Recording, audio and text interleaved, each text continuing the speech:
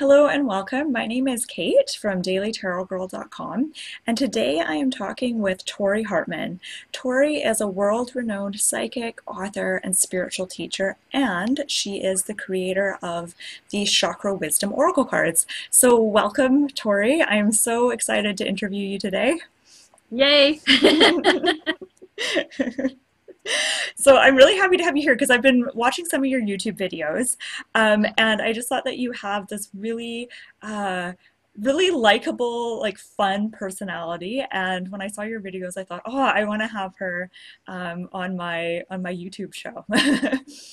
It's great. I'm really excited to be here, Kate, because I actually, just so people listening know, I found you too because I really like I like your style, and I like the way you present the decks, and I love your passion for cards. Oh, So thank you. I really admire that actually. So Oh, there you thank you. go. So my first question for you is, I'm really curious about what inspired you to create your Chakra Wisdom Oracle deck.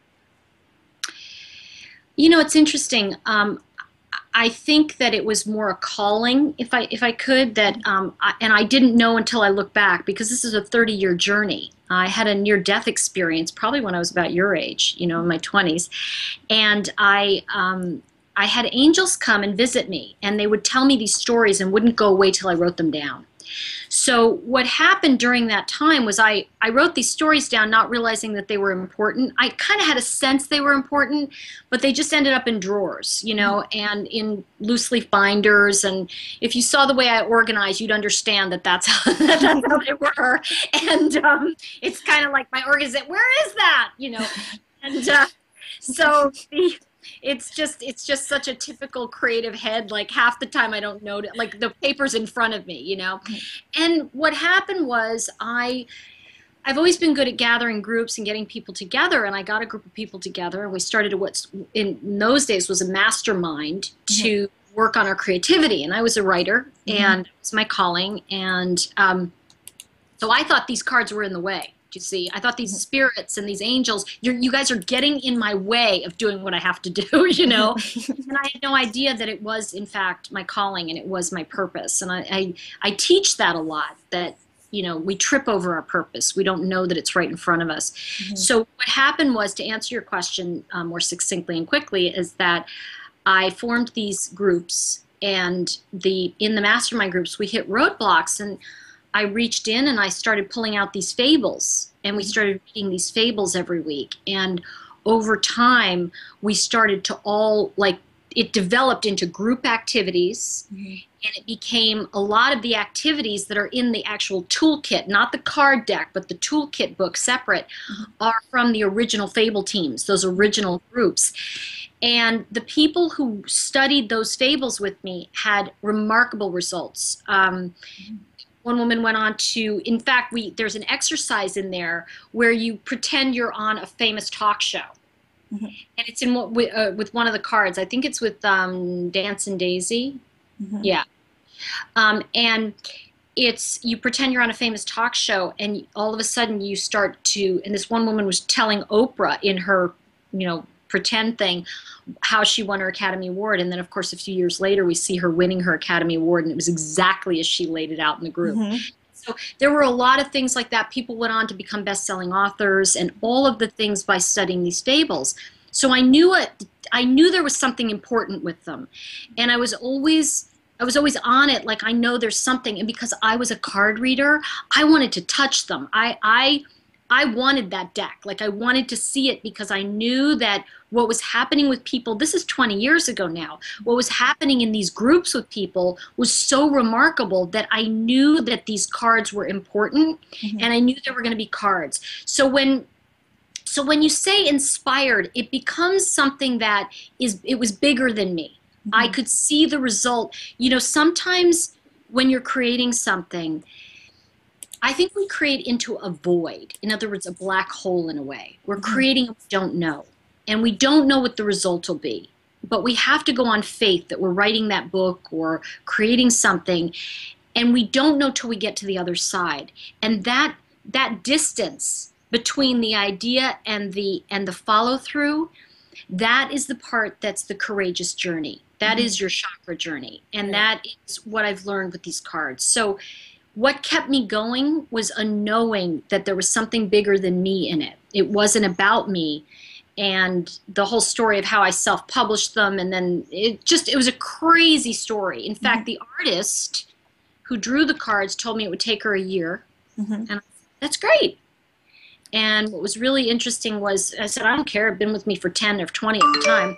And to make, let me just turn that off. And the long story of it is that, you know, when the deck came out, when she was done, and I went to China, I spent my life savings to self-publish it. And I found out I couldn't afford to publish it. And I mean, at the end of the day, I couldn't afford to sell it on Amazon because it was going to cost me $1. Right. But the deck came out, and I put it on my website, and I said, okay, come use it free. I put a free shuffler up and everything. And it sold 10,000 copies in 3 years. Now, the reason I'm sharing this whole story is because 6 months after the deck came out, the artist, Gretchen, died. And she was only 41. So this was her final gift to us. Yeah. So I feel that there's been a lot of people, there's been a lot of journey in this, and I think the purpose of a goal is who we become in the process. And I think that I wouldn't have been ready an hour before. Right. Right. Wow. That's a really amazing story. I feel like every deck probably has a story behind it, but I feel like yours is that's really fascinating.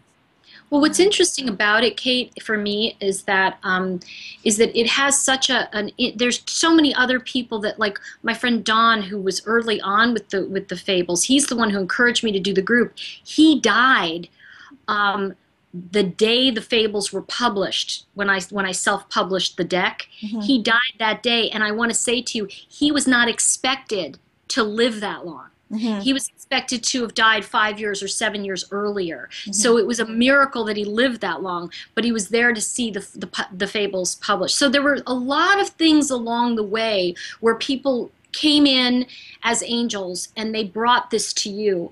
And so all I can say is that the day the deck came out, it became a bestseller on Amazon. And what was amazing was I didn't do the thing, you know how people like send out to all their friends, come join and come. I didn't do that. We put it up, and all of a sudden it was #1, and it's been #1 in 5 countries. And it's because I think what happens, and you understand this, there's a universal truth in certain things. And it came through me, but not to me. So I'm close to the deck, but I've got to tell you, I've learned so much from the people who've taught me. When I'm in a class, I feel like the difference between you and me, if I'm facilitating, is that if you paid, you get to talk first. Right.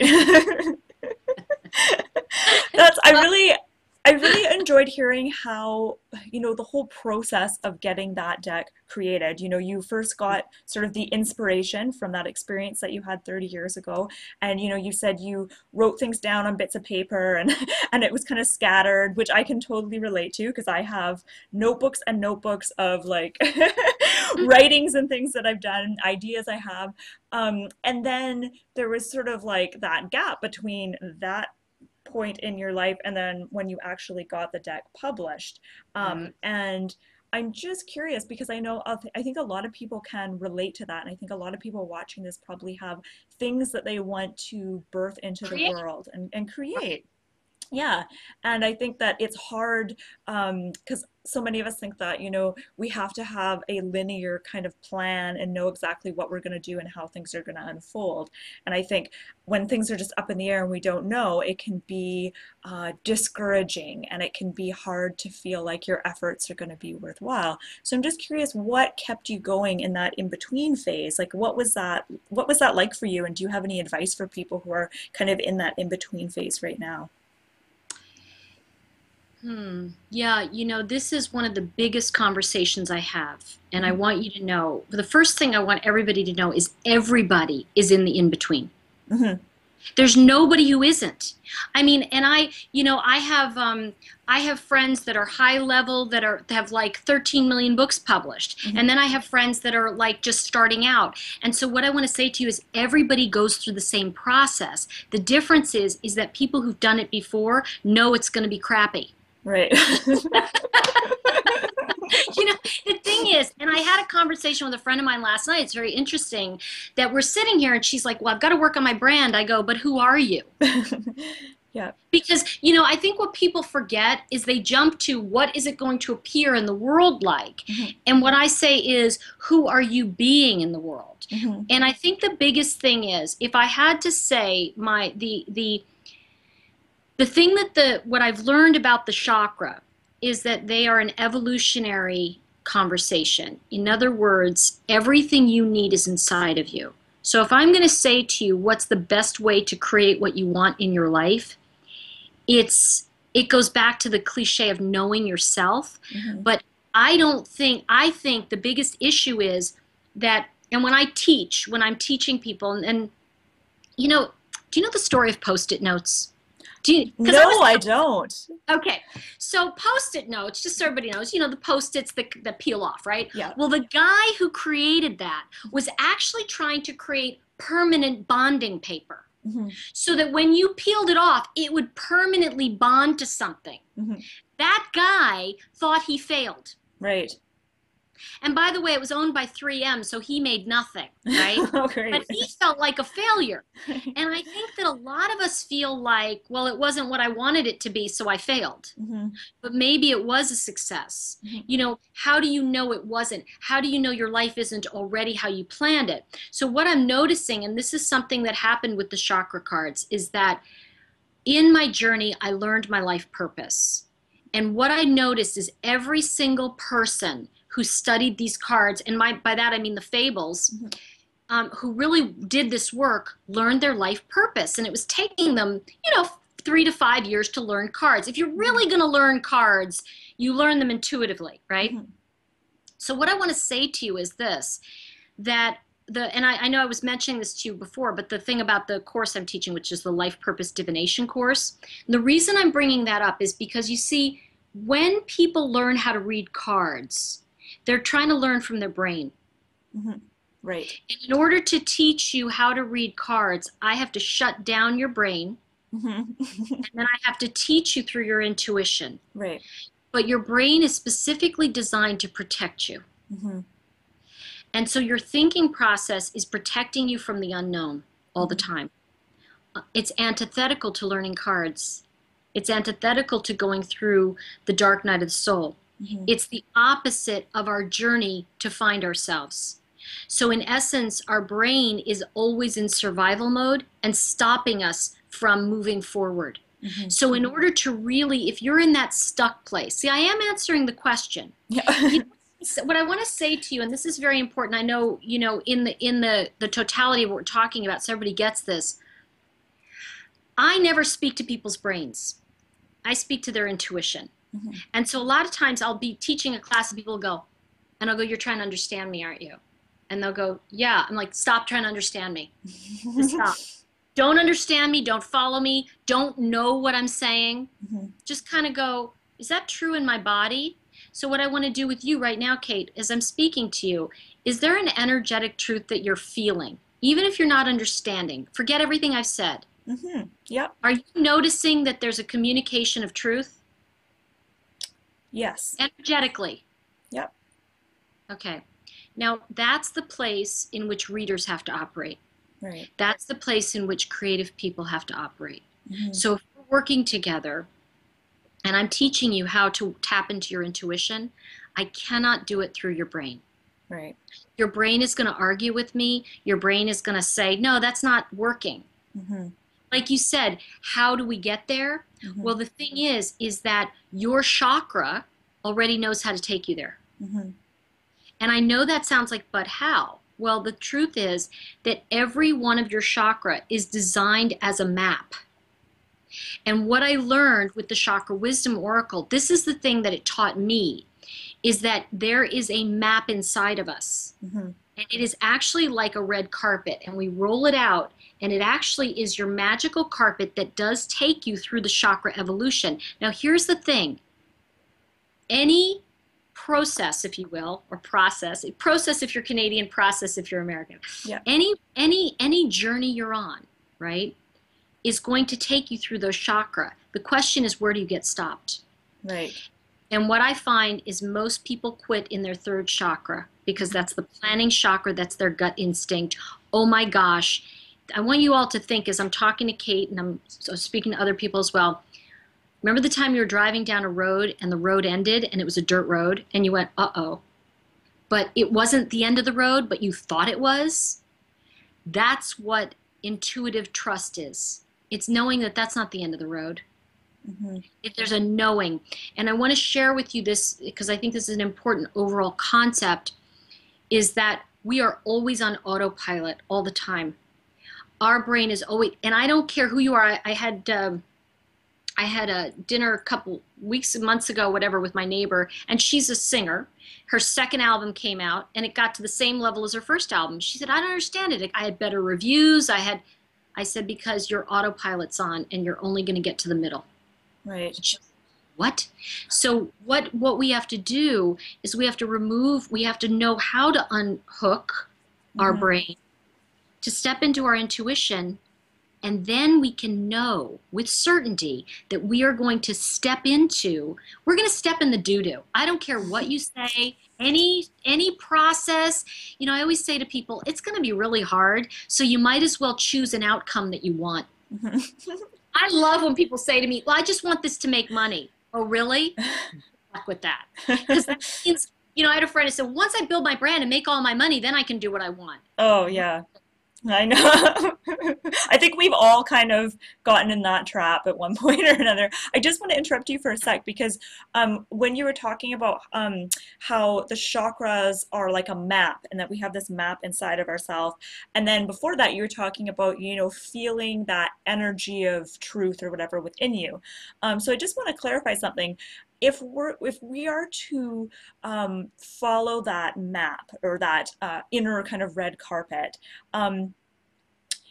in order to do that, is that kind of the same as sort of following your energy and going kind of where your excitement leads you and kind of doing things that you feel drawn to do? Yes, and I'm gonna say this to you because I think this is important. Yes and no. Yes, in the sense that you have to understand we are always those of us who are creative, and I'm assuming people who are listening to you have this energy, or we wouldn't be able to speak at this level, right? So those people who are at that level get this right away. But here's the key to this: you have to know how to access it. Because what happens is we will always get stopped by the process in our brain. So yes, we all have the map, but the thing is that you have to have the key to the toy chest to know what's in there. Now, that's why I was saying, like, accidentally, when I was teaching the whole thing of life purpose divination, when I was teaching it, I was thinking, oh, I'm teaching people to find their life purpose through the cards because that's the point of the cards, right? Ultimately, that's what the outcome is. But then I started to realize as I was teaching the course that there was a map.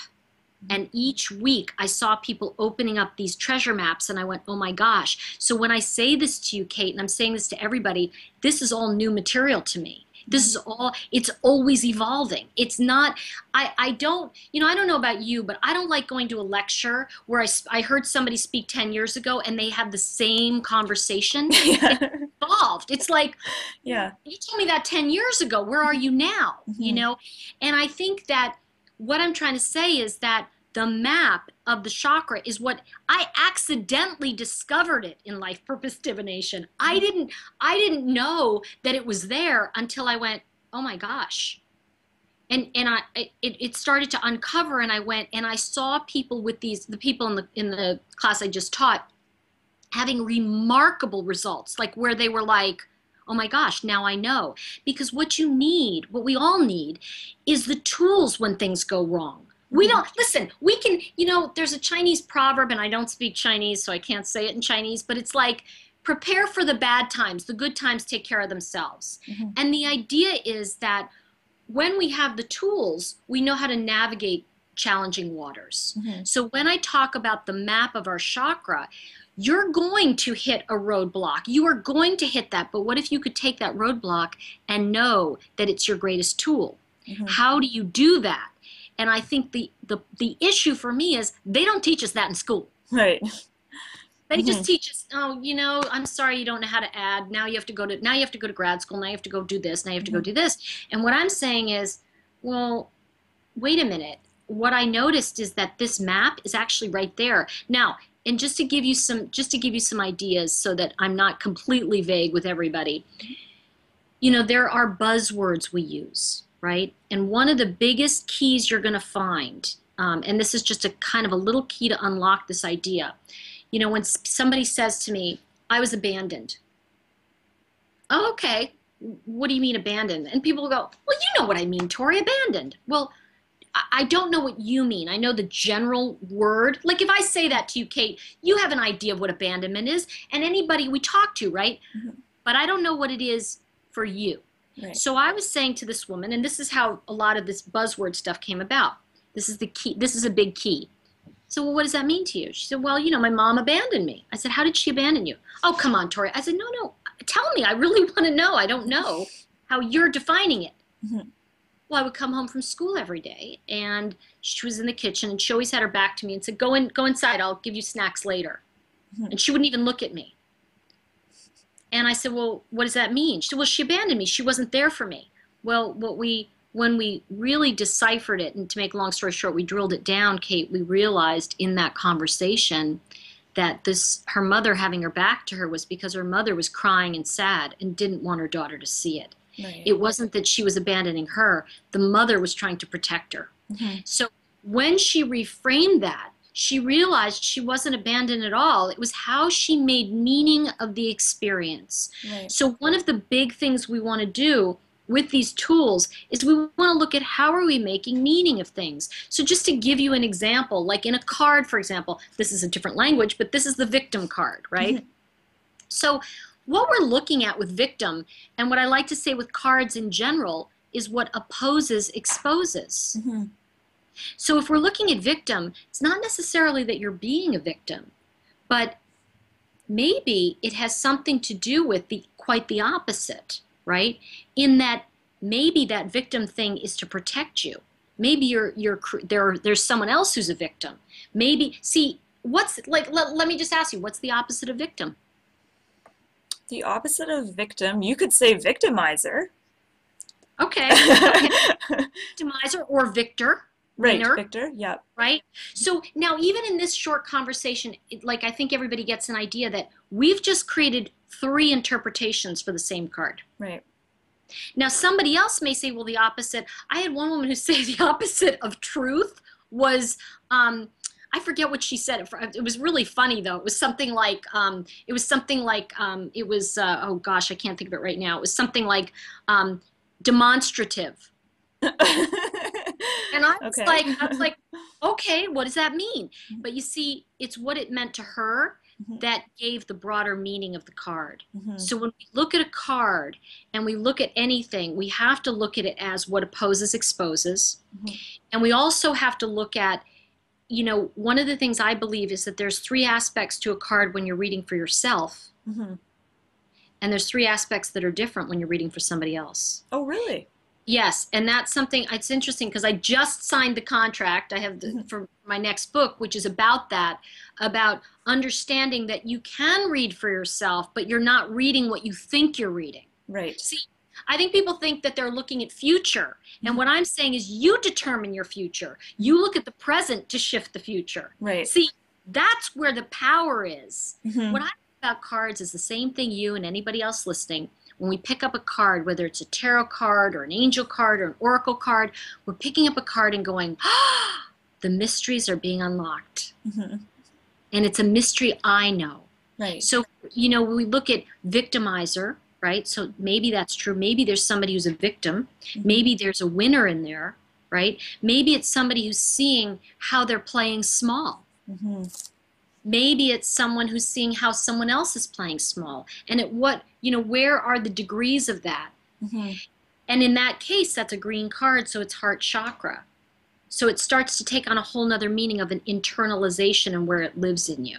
Mm-hmm. So when we look at cards, I believe cards are a personal journey in itself, but the chakra, now that's your map. Mm-hmm. So when we look at that, we say victim, victimizer. So if I said to you, the way I just saw you interpret that card, I may say, well, in your heart, something is going on around victimizers. You may be someone in your life who's a stand for other people who are victimized. Mm-hmm. You probably really makes you mad. Right. When you see other people being victimized. Mm-hmm. So those are things right away you can start to see in cards when you know yourself. Mm-hmm. And that's why what happened to me, remember I said about the 3M, the Post-it notes? Right, yeah. That's what happened to me with Life Purpose Divination. I had no idea that this course was actually everything you need to be able to be a master card reader. Mm-hmm. All of the skills in there are really about card reading, but it's teaching people how to find their purpose. Once you're on that path, you can pull any card, any deck, anytime, and yeah. right. Yeah. And are you teaching that course right now, or is that something that's coming up? Yeah, that's the one that's coming up right now. That's the one I said to you. I know it's going to be on your site. That's the link you have. Yeah. So that's the one that's coming up, and that will be ultimately the prerequisite for really card mastery and things that I'll be doing down the road. But that one is it's a 7-week course. But one of the things I did, Kate, that it was a last minute thing.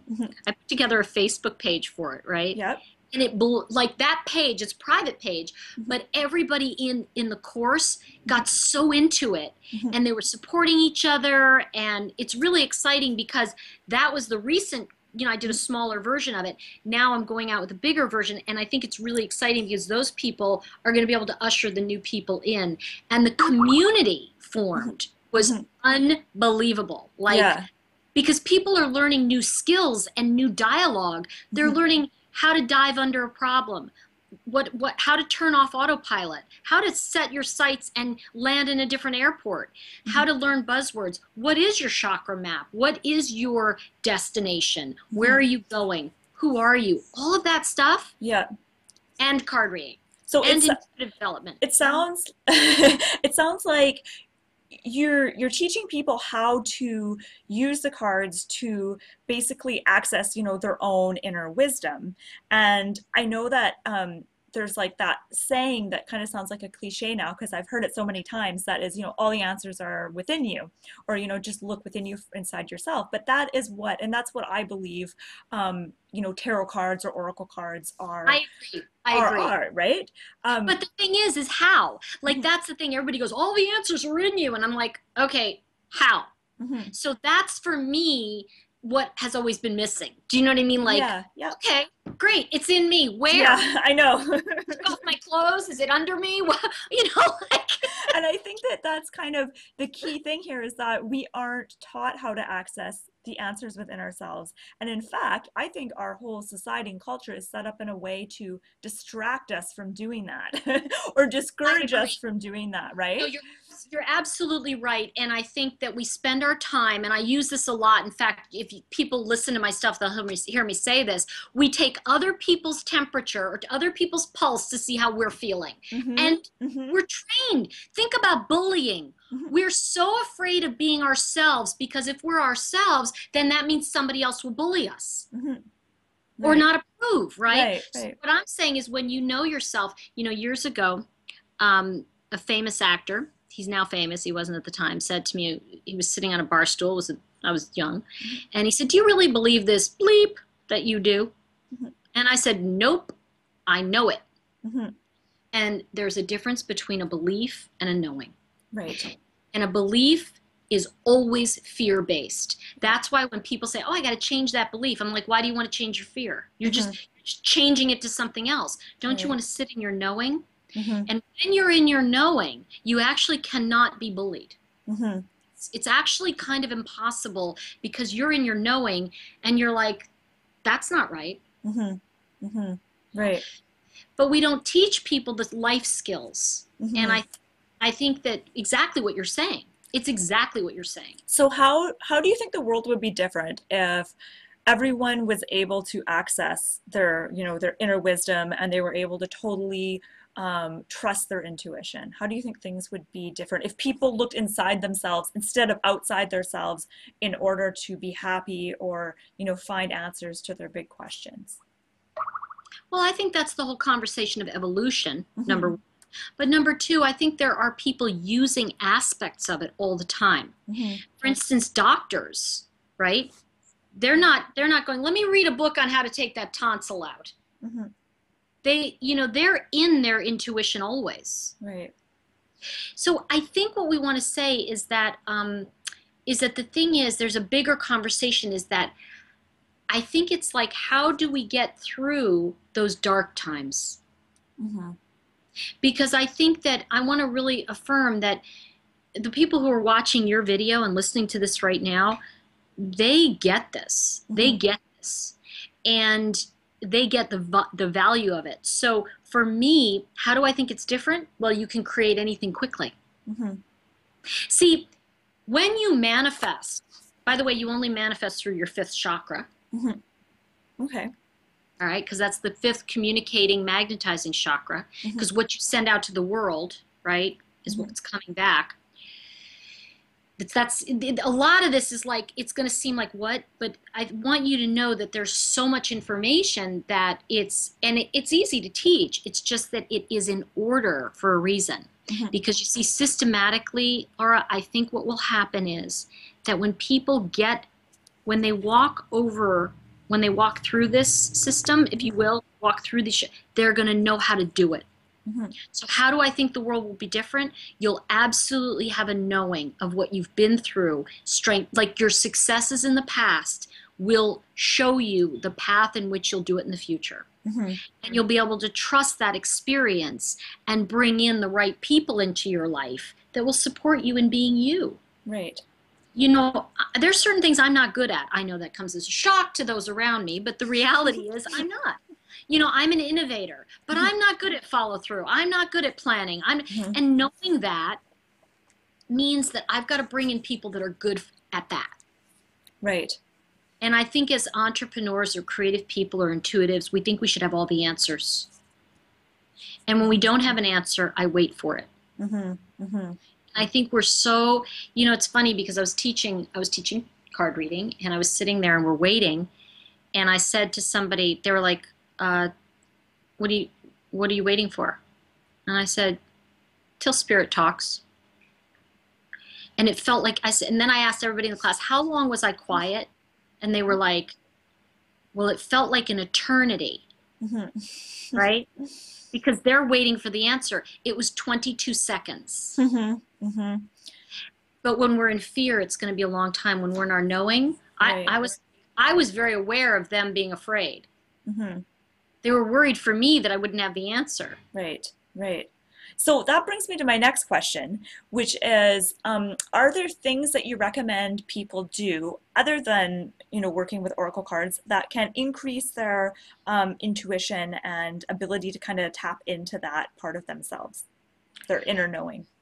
Yeah, I think one of the big things is to work with slowing down time. Yeah. And I think the way you slow down time, and again, for me, I use cards, Hmm. but I think it's kind of like one of my favorite movies is from years ago.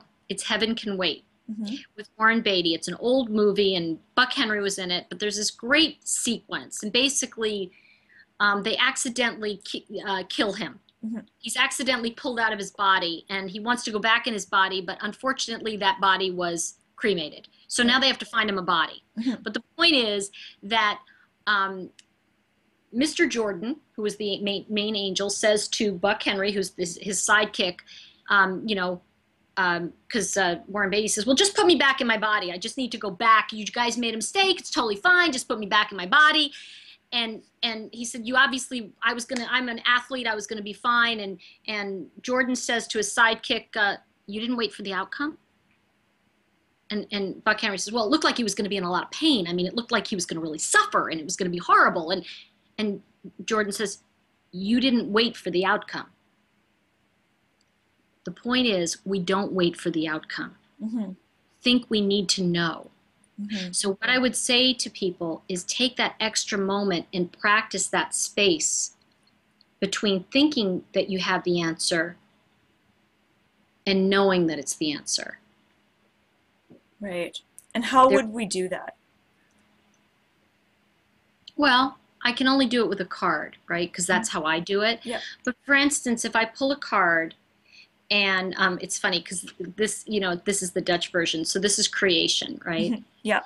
So if I don't know what that means in the moment, I have to wait because I pull a creation card and in my brain, I may know what it means in here. Like I'll have people say to me, what's the meaning of it? Mm-hmm.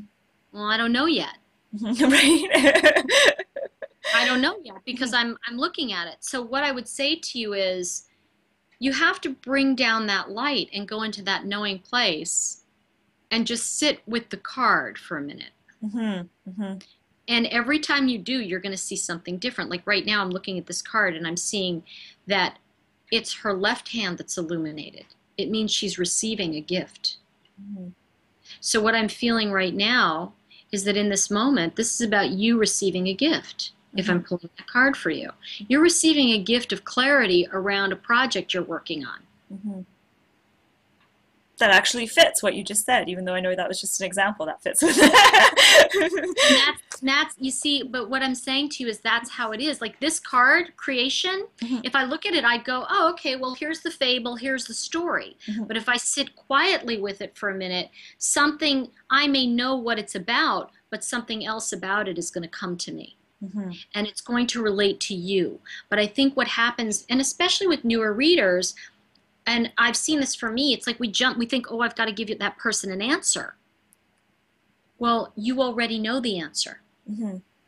You already, all you want from me is a confirmation. Right, right. And if you want me to co-sign the BS, I can't do it. You know, I had one woman call me on my radio show, this when I was doing a radio show a while ago, and I do it intermittently.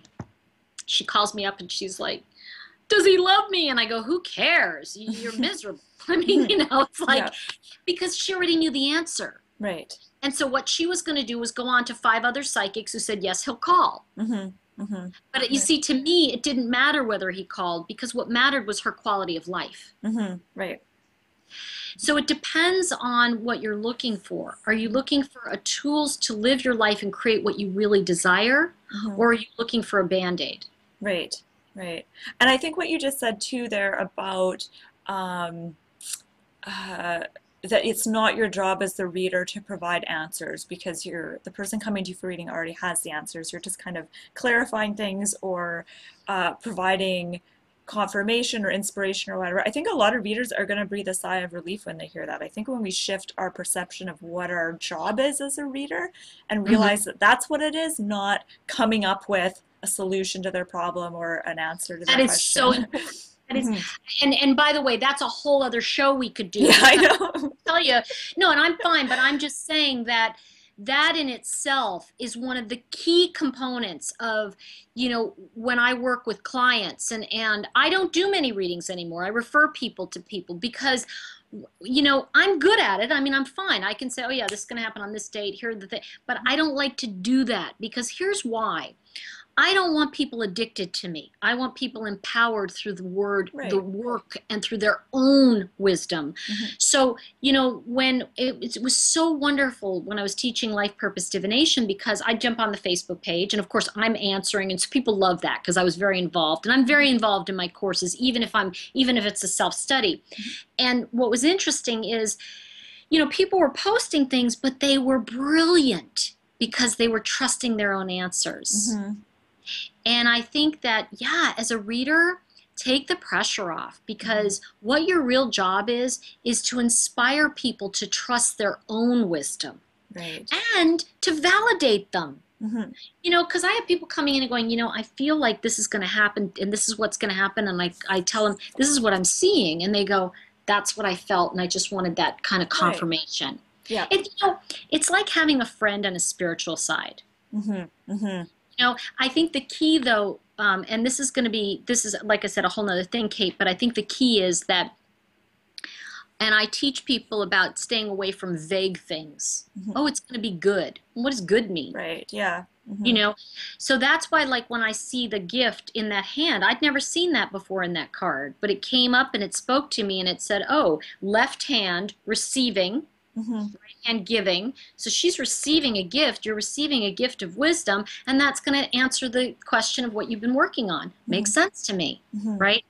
But it's not until we give that extra beat, that space of seeing it, and then we know. And by the way, when you first practice that, it's excruciating. It feels like 4 hours have gone by, and it's 20 seconds. Yeah. And it's painful, you know. It is just, but what I love to do, and I think the biggest thing is to confirm right away. When I'm teaching, the first thing I do is I give you exercises that show you you're already intuitive. It's already working. Right. It's already on. The faucet's on. Boom, boom, boom. And people are blown away with how that works, and then I tell them, okay, this is where your brain is on. This is where we have to. I will give you a story as we wrap up, but I'll give you. I know you've got, you know, but I want to just say this, that years ago I had a dog that was dying of an autoimmune disease, and I went through hell and back, and I found a doctor in Ohio who was some innovator, and there was a drug, and it was an autoimmune suppressant, and the idea was they were experimenting with this. I had to put plastic gloves on to give this to my dog. That's how dangerous stuff was. It was like chemo drugs, right? But what this drug did, right, basically his immune system was shutting down. So as it was shutting down, he was dying. But what I did was I gave him this drug to shut down his immune system. And it was antithetical to me. I didn't understand, like, why would I be shutting down his immune? Like, that's what's dying. Why would I want to do that, right? Well, what I had to do was I had to completely shut it down and hold it down. So what we're doing when we're teaching intuition is we're shutting down and holding down your brain. So I'm saying things that aren't making sense because your intuition already hears it. Right. And then what happened with my dog was we held it down just before he's on the brink of death, take the drug out, and boom, his old immune system came back. And it was amazing. And he was normal for another 1.5 years, and I bought time, but obviously his disease was what it was. But the point I'm making is that that experience taught me that my job is to shut down your brain, and it's painful. When you're confused or you don't know, getting that validation that, you know what, you're not supposed to know right now, it's like, wow. And then all of a sudden your intuition kicks in high gear. And let me tell you something, when it kicks in high gear, stuff starts happening that's amazing. And I'll save that story for another time. I'm going to have to interview you again just to get that story. The story of the painting. I will tell you. Promise. So where can people find you if they want to learn more about you or learn more about your cards or sign up for your course? I'm best place to get me is probably on chakrawisdomcards.com, because you'll find out about the cards. I'm on Facebook, Chakra Wisdom Oracle, and then I think you're going to have a link to Life Purpose Divination, so people can click through that. And that's going to be starting shortly, so you'll have that information coming up when people sign up through you. So and what that is, the early registration will give them videos and information, and they're going to learn about all of the stuff we're talking about, autopilot, buzzwords. I talk about how to overcome negative self-talk, what that is, and how that operates in our life, why your roadblocks are actually your gifts, and how to see them. So there's a lot of stuff, and I've got to be honest with you, Kate, I'm really excited because I'm seeing lives change with it. Not because it's like, I'm really seeing people like getting it. Right. So, but I'm scary accessible. So yeah, and of course scary accessible. Let me tell you something. It's like I have to turn off my home phone because I was so many calls a day. Oh wow! I don't give my home phone number out to anybody, not even my family. I was on Google. Somebody put it on Google, and that just ended it. I was getting calls. Oh, jeez. Is there a specific date that your course starts on? Yes, it will start on, well, actually, the whole thing starts on March 23rd. So you'll get all the videos and that. The course itself starts early May. Mhm. And I think Essie will know better. Essie, what's the date? I'm yelling out. The actual course or the date, it's the course itself. She knows. It's May 5th. May 5th. May 5th. Okay. Okay. Oh, hey, that's Cinco de Mayo. Wow, this is exactly 1 month from today. Oh no, it's yeah, okay. Yeah, almost. From no, it's May 5th. May 5th. Oh, May 5th. Okay. Okay. Cinco de Mayo. Yeah. Okay, so it's like I'm like, what? No, it's not that quick. May. I'm like going, oh my gosh, it's not that fast. But it's ready to go, don't worry. So we're like super uber excited about it. And I think it's right now it's what's happening is people can sign up to get on the list to get the information when the cart opens, because I really want to make sure everybody's going through it together, because it's a drip course. So you'll get one a week, and then you'll be able to interact with people on Facebook, and it is amazing. It's amazing. It's really exciting, and people have made friends all over the world, which is incredible. Awesome. Yeah. I should mention that I'll put those links. If you're watching this on YouTube, I'm going to have all those links beneath the video in the little descriptive box beneath the video. And if you're on my website watching this, I'm going to put all the links just below the video on my site. So right down here. Yes. Thank you so much. It was just so fun talking to you. Thank you, Tori, for doing this with me and letting me ask you questions and sharing all your wonderful knowledge and wisdom. This has been so much fun, and I hope I can interview you again sometime. Anytime. It's been a joy. And so remember, I'll tell you about the picture next time. Oh, okay. Sounds good. Thank you. All right. Take care. Okay.